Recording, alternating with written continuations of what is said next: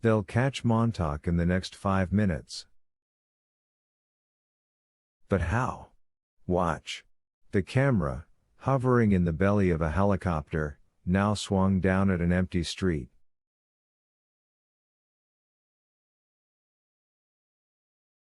"See that?" whispered Granger.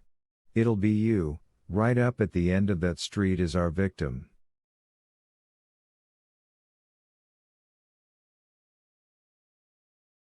"See how our camera is coming in?" Building the scene. Suspense. Long shot. Right now, some poor fellow is out for a walk. A rarity. An odd one. Don't think the police don't know the habits of queer ducks like that, men who walk mornings for the hell of it, or for reasons of insomnia anyway. The police have had him charted for months, years.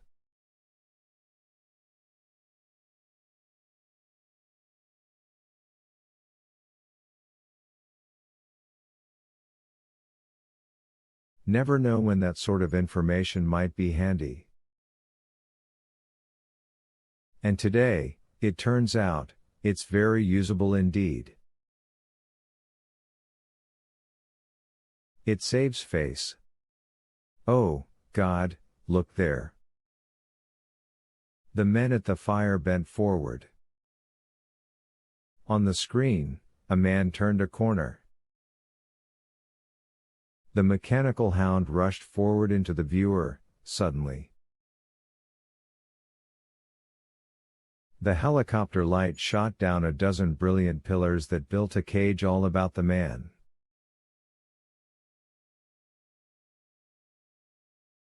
A voice cried. "There's Montauk. The search is done." The innocent man stood bewildered, a cigarette burning in his hand. He stared at the hound, not knowing what it was. He probably never knew.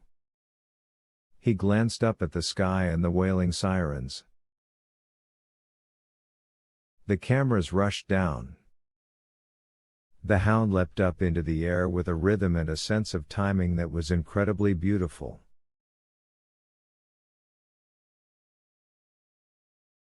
Its needle shot out. It was suspended for a moment in their gaze, as if to give the vast audience time to appreciate everything: the raw look of the victim's face, the empty street, the steel animal, a bullet nosing the target.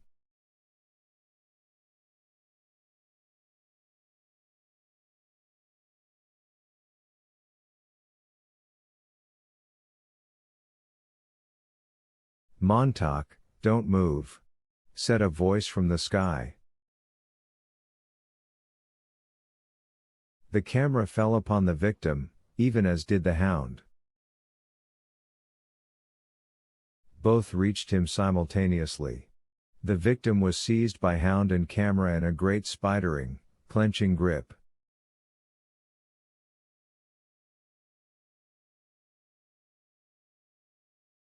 He screamed. He screamed. He screamed. Blackout. Silence. Darkness. Montauk cried out in the silence and turned away. Silence. And then, after a time of the men sitting around the fire, their faces expressionless, an announcer on the dark screen said,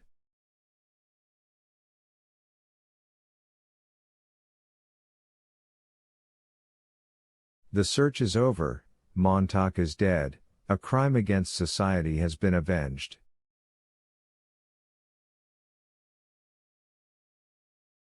Darkness. We now take you to the sky room of the Hotel Lux for a half hour of Just Before Dawn, a program of Granger turned it off.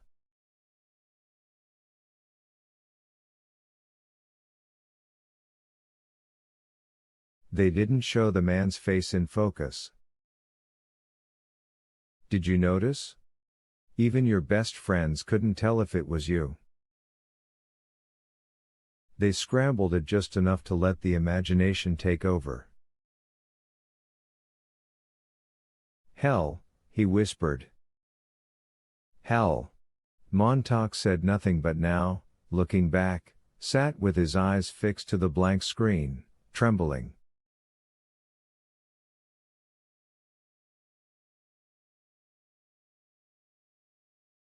Granger touched Montauk's arm. Welcome back from the dead. Montauk nodded.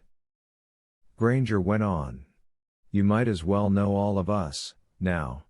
This is Fred Clement, former occupant of the Thomas Hardy Chair at Cambridge in the years before it became an atomic engineering school.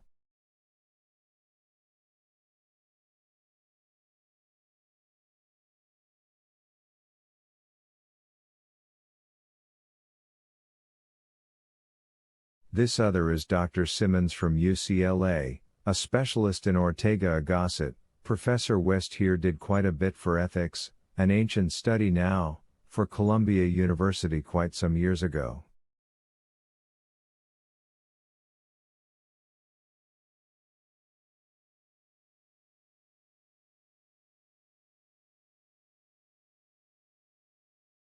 Reverend Padover here gave a few lectures 30 years ago and lost his flock between one Sunday and the next for his views.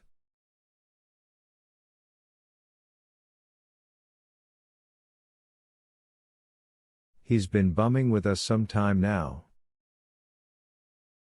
Myself, I wrote a book called The Fingers in the Glove, The Proper Relationship Between the Individual and Society, and here I am.